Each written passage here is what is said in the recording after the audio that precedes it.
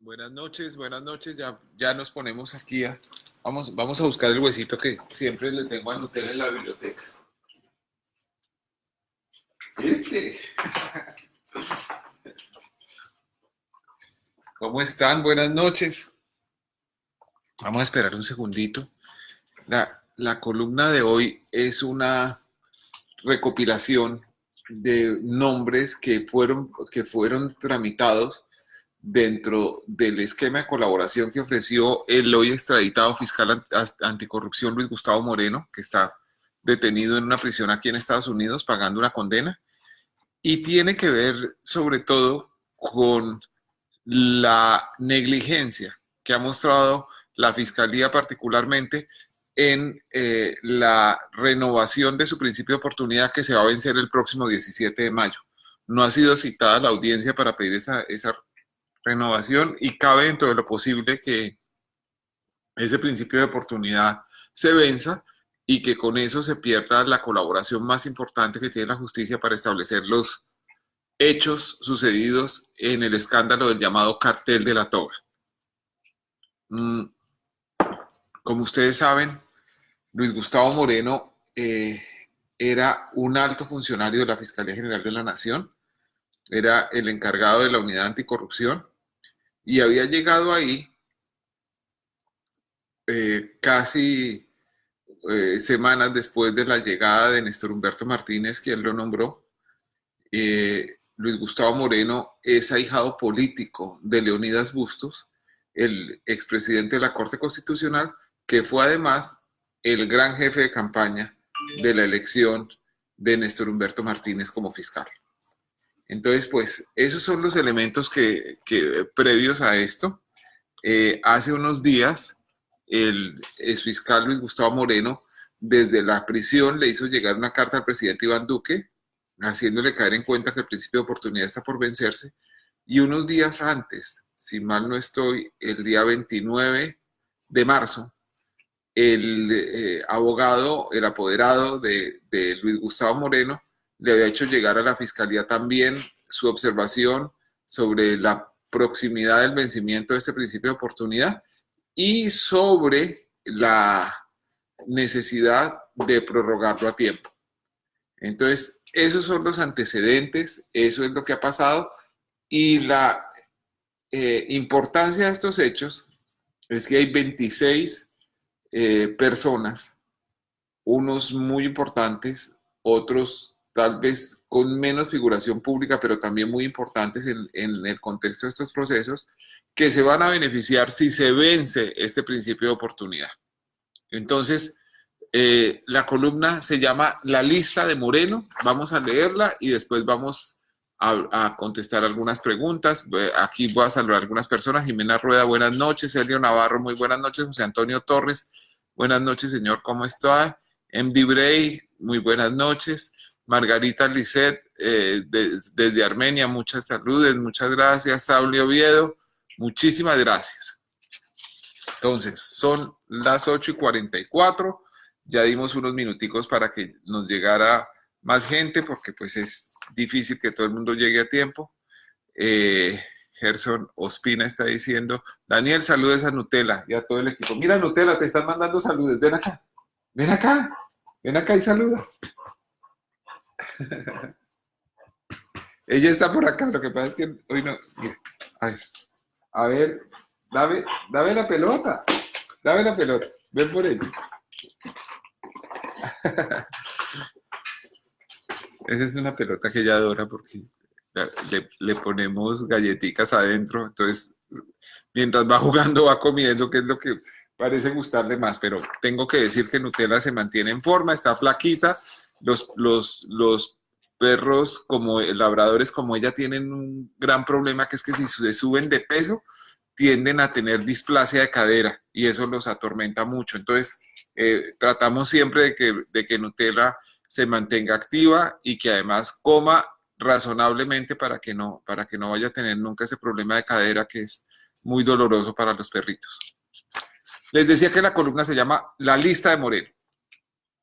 En menos de 3 semanas, el próximo 17 de mayo, se vence el principio de oportunidad que la justicia le concedió al extraditado fiscal anticorrupción Luis Gustavo Moreno.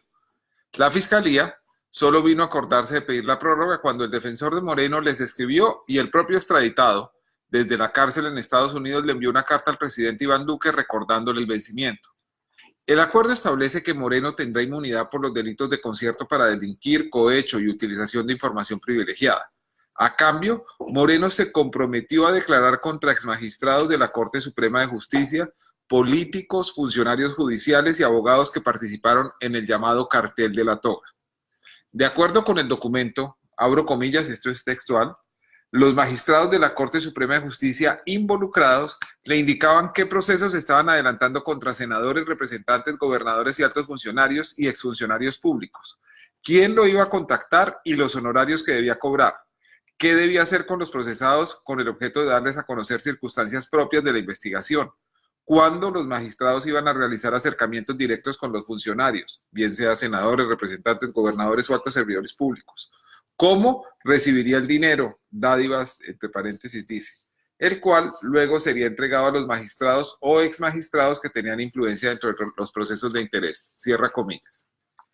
No es difícil establecer quiénes son los beneficiarios de una eventual caída del principio de oportunidad de Moreno, la consecuente anulación de algunas de sus declaraciones o la suspensión de otras que ya inició.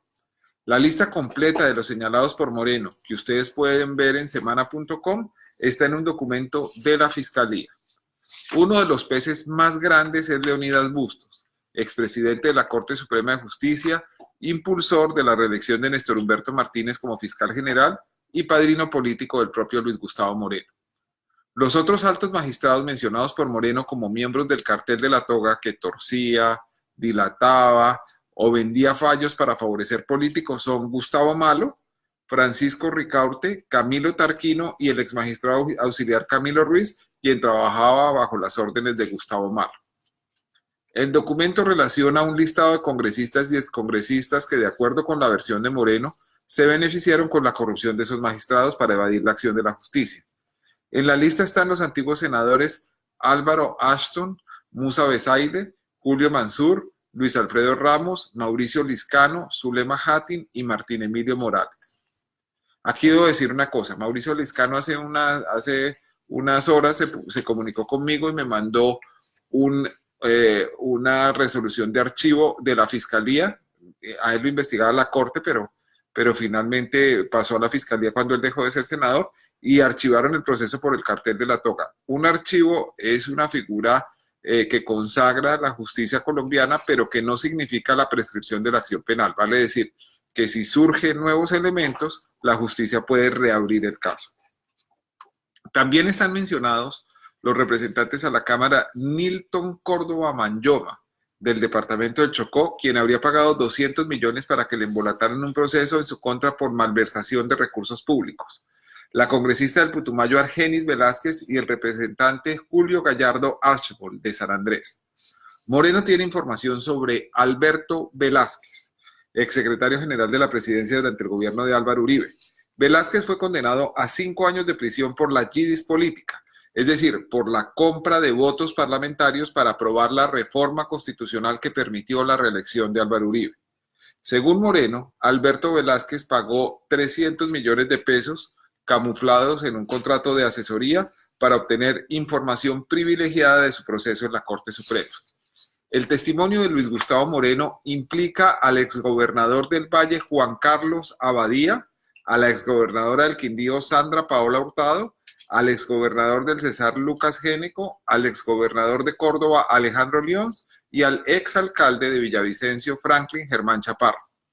Moreno declaró contra varios exfuncionarios de la Fiscalía y la Procuraduría, empezando por la segunda esposa de Bustos, Marta Cristina Pineda, el exfiscal delegado ante la Corte Suprema Alfredo Betín y el exfiscal delegado ante el Tribunal Superior de Bogotá Luis Raúl Acero Pinto, quien reconoció en una entrevista con Blue Radio que le había prestado su nombre a Leonidas Bustos para aparecer como dueño de un automóvil BMW 525 que en realidad era del magistrado. Bueno, era del magistrado y después pasó a manos del propio Moreno. Cierran la lista de Moreno los abogados Luis Ignacio Lions, primo del exgobernador Alejandro Lions y apoderado de Musa Besaile, y Héctor Gerardo Torres, exfuncionario del Congreso. Hay muchas personas, algunas de ellas muy poderosas, interesadas en que este principio de oportunidad expire. Esa es la columna de hoy. Muchas gracias, Lina Marcela. Muchas gracias, Claudia Díaz. Abdoya Vallet, que está saludando desde Valledupar. Muchas gracias. Juan Guillermo Celi, que dice que yo uso la columna para atacar a los de izquierda que no me caen bien. Qué cosa tan complicada de explicar esto. Vengo diciendo ya hace más de una semana que yo tengo el deber de ser contrapeso del poder de la derecha y del poder de la izquierda, y de poner el dedo en el renglón en actos sobre los que yo considere que hay una actuación que debe ser conocida por el público. Es el caso del senador Petro. No me quiero detener eso porque hoy estamos hablando de otra cosa, pero no se imaginen que porque ustedes me ataquen en redes sociales yo voy a dejar de cumplir con mi deber. No he dejado de cumplirlo cuando me han atacado, cuando me han amenazado del otro lado. Tampoco lo voy a dejar de cumplir ahora. Muchas gracias. Vamos a mirar las preguntas.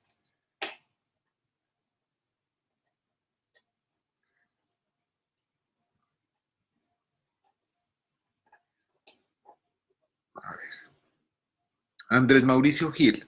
Hola Daniel, una pregunta. El principio de oportunidad perece, no obstante, en Estados Unidos reposen sus declaraciones. ¿No estaría obligada la Fiscalía colombiana a darles desarrollos vía colaboración binacional? Lo que pasa es que el principio de oportunidad establece unos beneficios para el procesado a cambio de esa información y establece un tiempo para su ejecución. Si no se lleva a cabo dentro de ese tiempo, prescribe el acuerdo. Eso es lo que está peligrando en este momento. Hay algunas declaraciones que ya están consolidadas, otras que estaban en desarrollo y hay otras que se podrían revertir si ese principio de oportunidad no es renovado. Diego Menar pregunta, y entre paréntesis pone sarcástica, ¿será que si envían esto al Consejo de Estado sí se mueve? Pues, a ver, yo no, sea lo que se refiere pues a la celeridad con que se han manejado los casos de Ángela María Robledo y Antanas Mockus en el Consejo de Estado, en contraste con otros procesos del Consejo de Estado que se han demorado mucho. Por ejemplo, el de Alejandro Ordóñez, siendo muy claro que había un tráfico de influencias, un pago de favores por los votos para su elección. Sin embargo, yo creo que hay que darle ocasión al Consejo de Estado de que se acaben de resolver estos temas. Hay una tutela interpuesta por Antanas Mockus y es posible que Ángela María Robledo también apele a algún mecanismo jurídico para hacer valer su versión sobre estos hechos. Yo creo que independientemente de las decisiones del Consejo de Estado, hay tanto Mockus como Robledo le van a hacer falta al legislativo en Colombia. Andrés Barrera Olaya. Hola Daniel, ¿es posible que la elección del fiscal Néstor Humberto Martínez se vea afectada por las declaraciones del señor Moreno? No, no creo. Ya que fue Néstor Humberto Martínez el que nombró a Moreno en el cargo pagando el favor político de su elección como fiscal a Leonidas Bustos, ¿se configura algún delito por esta actuación? Yo veo muy difícil que esto pase, pero me parece interesante la tesis. Madeleine Andrade. ¿Y entonces quién debe encargarse de pedir la prórroga a tiempo? ¿Existe alguna forma de acelerar el proceso o definitivamente ya se venció? Sí, se debe encargar la Fiscalía, que es también quien le pide el principio de oportunidad a un juez de garantías. Carlos Andrés. Daniel, buenos días. Te quería hacer una pregunta. Luis Alberto Velázquez ya salió a dar declaraciones sobre su implicación en el cartel de la toga. ¿Cuál crees que sea el interés? Luis Alberto Velázquez, no sé. ¿Cuál crees que sea el interés de Néstor Humberto Martínez Neira en dilatar el principio de oportunidad? ¿El fiscal tiene actualmente una investigación en curso en este caso? No, no, señores, no tiene ninguna. Quien la tiene es Leonidas Bustos. Mil gracias por su respuesta y saludes a Nutella, que está aquí. Orlando Ortiz, Daniel, ¿cuándo Moreno termine su condena en Estados Unidos debe seguir preso en Colombia? Sí, él tiene procesos pendientes en Colombia y este principio de oportunidad solo se refiere a sus acciones mientras actuó como abogado litigante en una oficina en la que también tenían intereses Francisco Ricaurte y Leonidas Bustos. cuando él vuelva a Colombia tiene que responder por otros cuestionamientos que existen sobre él, ya siendo fiscal anticorrupción. René Ramírez, saludos a Nutella, desde Barranca Bermeja. Daniel, ¿crees que es posible la unión de todo el periodismo exigiendo toda la verdad, ya que se perciben acciones u omisiones tendientes a mantener ocultos y o impunes a los autores intelectuales de muchos delitos y a los terceros del conflicto? Señor Ramírez, yo creo que el periodismo, cuanto más plural y diverso sea, mejor es para el país. Que juntarlo con propósitos comunes nunca tendrá un resultado bueno. Aunque los propósitos en principio sean buenos, es mejor tener una visión diversa y una prensa que investigue, informe y opine de diferentes perspectivas. Bueno.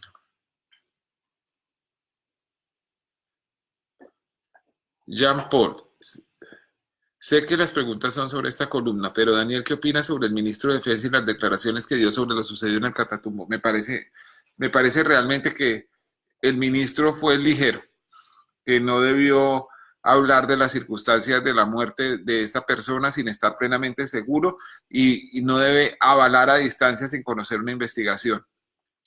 Esto llena de dudas a los familiares de la víctima y al país entero. Aquí todo apunta a que hubo un asesinato por manos de personas allegadas a la fuerza pública y que además hubo un intento para desaparecer el cuerpo de la víctima. Entonces es muy grave lo que ha pasado y el ministro de Defensa actuó de manera ligera. Carlos Javier. Pregunta para todos, ¿qué pasa con el juicio de Santiago Uribe? El juicio de Santiago Uribe debe estar en su etapa de alegatos de conclusión y ahí empezará una nueva fase que, de acuerdo con mis cuentas, debe terminar como en noviembre de este año. Tendría que repasarlo porque no tengo todo en la cabeza, pero podría ser así.